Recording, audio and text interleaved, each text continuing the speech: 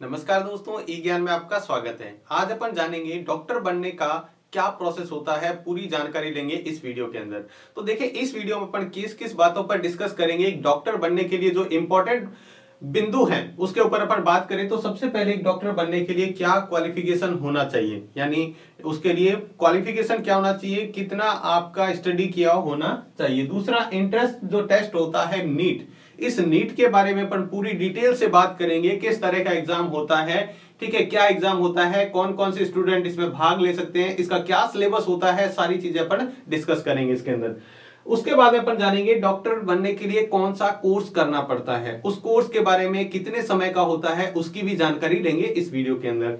Next बात करें fees की, तो कॉलेज की फीस क्या होती है, गवर्नमेंट कॉलेज की क्या फीस है डॉक्टर बनने के लिए, और प्राइवेट कॉलेज की क्या फीस है, इसके बारे में बात करेंगे अपन इस वीडियो में। और बेस्ट कॉलेजेस कौन से हैं इंडिया के, कुछ एक कॉलेज के बारे में भी बात करेंगे। और लास्ट में बात करेंगे एक डॉक्टर बनने के बाद में क्या डॉक्टर की सैलरी होती है, उसके बारे में भी बात करेंगे। तो देखिए, सबसे पहले अपन देखते हैं डॉक्टर बनने का क्या क्राइटेरिया है। एलिजिबिलिटी क्राइटेरिया यानी आपका मिनिमम कितना स्टडी किया होना चाहिए। तो बात करते हैं, आपने 10th क्लास करने के बाद में आप जैसे 11th और 12th में जाएंगे, 10th से बाद में 11th में जाएंगे, तो 11th और 12th में आपका साइंस स्ट्रीम होना चाहिए, यानी विज्ञान वर्ग होना चाहिए। विज्ञान वर्ग के अंदर भी कौन सा, मेडिकल पार्ट होना चाहिए। नॉन मेडिकल यानी मैथमेटिक्स वाला पार्ट, और मेडिकल यानी बायोलॉजी, यानी आपको 11th और 12th में बायोलॉजी लेना है। जो आपके सब्जेक्ट होंगे फिजिक्स, केमिस्ट्री और बायोलॉजी, ये तीनों सब्जेक्ट आपके होने चाहिए। साथ में ही ध्यान रखें, आपको जब 11th और 12th में 12th के आपके जो रिजल्ट में मिनिमम मार्क्स हैं वो 50% होने चाहिए, और साथ में इंग्लिश सब्जेक्ट भी आपका होना चाहिए। यानी 12th के अंदर आपको नीट का एग्जाम देने के लिए मिनिमम 50% आवश्यक है। ठीक है, अब देखते हैं नीट के बारे में। तो देखो, बात करते हैं एंट्रेंस टेस्ट नीट के बारे में। नीट क्या है, सबसे पहले इसकी फुल फॉर्म देख लेते हैं। तो national eligibility cum entrance test होता है। ये सिर्फ एक टेस्ट है जिसके द्वारा डॉक्टर में आप क्या कर सकते हैं, डॉक्टर का कोर्स करने का एंट्रेंस एग्जाम है। उससे पहले डॉक्टर के कोर्स में एंटर होने से पहले आपको एक एग्जाम देना पड़ता है। इसी की मेरिट लिस्ट के आधार पर आपको चुना जाता है। पूरे भारत की बात करें तो लगभग 500 से 550 कॉलेज है, जिसमें लगभग 80,000 के आसपास सीटें होती हैं। ठीक है, और उसके अंदर किस किस का एडमिशन होता है, तो जो नीट के एग्जाम देते हैं, जो मेरिट लिस्ट में जो नीट के एग्जाम को क्वालिफाई करते हैं, उसका इसमें टेस्ट होता है। मतलब आगे कोर्स के लिए उनका सिलेक्शन होता है। अब कुछ एक सिलेक्शन होते हैं जो गवर्नमेंट कॉलेज में होते हैं, कुछ एक प्राइवेट में होते हैं। ठीक है, तो बात करते हैं पहले नीट का पेपर किस तरह का होता है, पेपर पैटर्न क्या है। तो पेपर के अंदर आपके जो सब्जेक्ट हैं, ठीक है, 3 सब्जेक्ट आते हैं, फिजिक्स, केमिस्ट्री और ये बॉटनी, जूलॉजी, दोनों बायोलॉजी के सब्जेक्ट हैं। ठीक है, अब ये जो सब्जेक्ट हैं ये आपके और कोई फिजिक्स आगे से नहीं है, कोई अलग से नहीं है। आपने जो 11th 12th में पढ़ाएंगे, या आपने पढ़ लिया है 11th 12th में, या आप 11th 12th में जो पढ़ेंगे फिजिक्स, केमिस्ट्री, बायोलॉजी, वही सिलेबस होता है।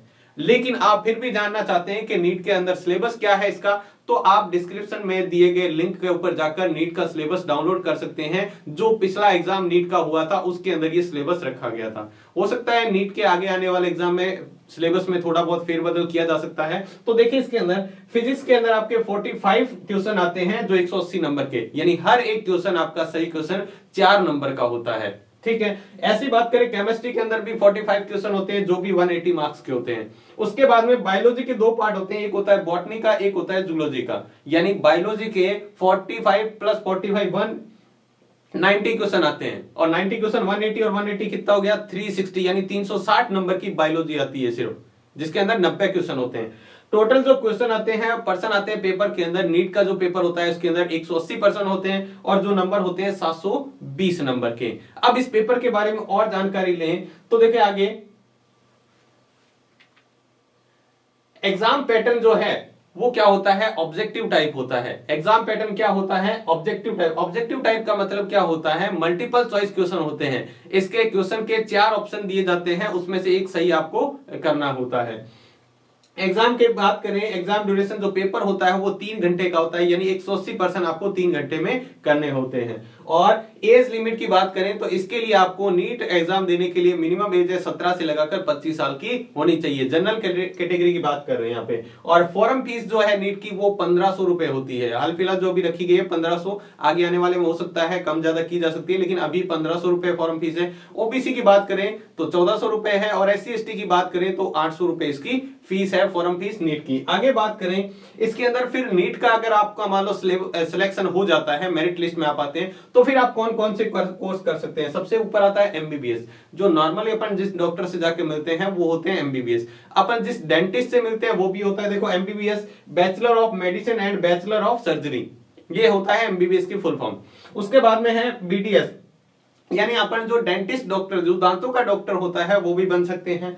उसके बाद में आता है BAMS, यानी आयुर्वेदिक में भी आप जा सकते हैं। आयुर्वेदिक भी इसी के द्वारा सिलेक्शन होने के बाद में अगर आपको मान लो बहुत हाई मार्क्स नहीं है तो आप आयुर्वेदिक में जा सकते हैं, या फिर आपका पहले से ही टारगेट आयुर्वेद में जाने का है तो भी आप जा सकते हैं। और लास्ट है BHMS, यानी होम्योपैथिक भी एक इसी का ही फील्ड है, ठीक है, आपने नाम सुना होगा होम्योपैथिक, तो उसमें भी आप जा सकते हैं। इसके बाद बात करें कोर्स ड्यूरेशन, जो ये MBBS का कोर्स होता है ये आपके 5.5 साल का होता है। कितने साल का? 5.5 साल, जिसके अंदर से 4.5 साल आपको पढ़ाई करनी होती है और 1 साल आपकी इंटर्नशिप होती है, यानी इंटर्नशिप का मतलब आपको प्रैक्टिकल का नॉलेज दिया जाता है उसके बाद में, ठीक है। तो 5.5 साल का कोर्स होता है। बात करें फीस की, सबसे इंपॉर्टेंट यहां पर आप फीस को और इसको ध्यान में रखने के बाद आपको सारा कुछ समझ में आ जाएगा क्यों नीट में इतनी पढ़ाई करनी होती है, क्यों आपको मेरिट लिस्ट में हाई मेरिट लिस्ट आप प्राप्त करना चाहते हैं। तो फीस की बात करें तो गवर्नमेंट जो कॉलेज है, ठीक है, उसके अंदर फीस 5,000 से लगाकर 40,000 रुपए प्रति वर्ष, यानी 1 साल की फीस है। कईयों में 5,000, अब ये कॉलेज टू कॉलेज वेरी करता है, कई कॉलेज में अलग भी होती है, कई कॉलेज में 5,000 से भी कम है, ठीक है। तो लगभग 40 से 45,000 मैक्सिमम है गवर्नमेंट कॉलेज की 1 साल की फीस। वहीं प्राइवेट की बात करें तो प्राइवेट कॉलेज 2 लाख से 50 लाख या 50 लाख से ऊपर 1 साल की फीस है ये, ठीक है। तो जिनकी हाई रैंक आती है, जो मेरिट लिस्ट में हाई रैंक पर आते हैं, वो गवर्नमेंट कॉलेज चूज करते हैं क्योंकि सबसे कम फीस लगती है, ठीक है। तो हर कोई बच्चा अगर वो कितना उसकी इकोनॉमिकल कंडीशन कैसी भी हो, उसकी आर्थिक स्थिति कैसी भी हो, वो डॉक्टर बन सकता है, क्योंकि अगर वो अच्छी पढ़ाई करेगा तो उसका मेडिकल कॉलेज यानी गवर्नमेंट कॉलेज में हो जाएगा। और 1 साल में 5,000 रुपए भरना कोई बहुत बड़ी बात नहीं है। 5 या 10,000 रुपए आप 1 साल में भर सकते हैं, क्योंकि आपको पता है डॉक्टर को भगवान का दूसरा रूप कहा जाता है। वहां आप लोगों का स्वास्थ्य को ठीक करेंगे, वहां लोगों की आप जान बचाएंगे। तो ये कोई 10,000 रुपए 1 साल के बहुत ज्यादा नहीं है, या 20,000 रुपए बहुत ज्यादा नहीं है। तो ये फीस होती है, इसीलिए स्टूडेंट चाहते हैं कि हमारा गवर्नमेंट कॉलेज में हो। यहां पर ये नहीं है कि गवर्नमेंट कॉलेज में अपन छोटी क्लासों में जैसे बात करते हैं, गवर्नमेंट कॉलेज में बहुत ही अच्छी स्टडी होती है और लोग वहां पर एडमिशन के लिए हाई मेरिट, हर कोई चाहता है कि मेरी हाई मेरिट आए, ठीक है। तो इसके लिए आपको कोई अलग से एफर्ट लगाने की जरूरत नहीं पड़ती हाई मेरिट के लिए। आपको 11th 12th में जो आप पढ़ेंगे, NCERT की बुक ज्यादा प्रेफर की जाती है। जो आप 11th और 12th में फिजिक्स, केमिस्ट्री और बायोलॉजी पढ़ेंगे, वही का आपका पेपर में पूछा जाता है, वही सिलेबस। फिर से मैं कह रहा हूं, अगर आप फिर भी सिलेबस जानना चाहते हैं तो डिस्क्रिप्शन में जाकर इसको सिलेबस को देख सकते हैं, डाउनलोड कर सकते हैं। तो आपने यहां पर ये देखा कि आपने ये यहां पर MBBS 5.5 साल का कर लिया है, इसके बाद एक सामान्य डॉक्टर आप बन सकते हैं। लेकिन आप किसी भी फील्ड में स्पेशलिस्ट बनना चाहते हैं, जैसे अपन हॉस्पिटल में जाते हैं तो स्पेशलिस्ट डॉक्टर से मिलते हैं बड़ी हॉस्पिटलों में, तो उसी तरह स्पेशलिस्ट बनना चाहते हैं तो फिर MBBS के बाद में आपको पोस्ट ग्रेजुएशन और करना पड़ता है।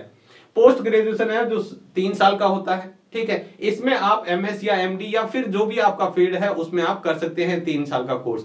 तो ये 3 साल का कोर्स करेंगे तब आप स्पेशलिस्ट डॉक्टर बन जाएंगे, ठीक है। क्या बन जाएंगे? एक स्पेशलिस्ट डॉक्टर बन जाएंगे।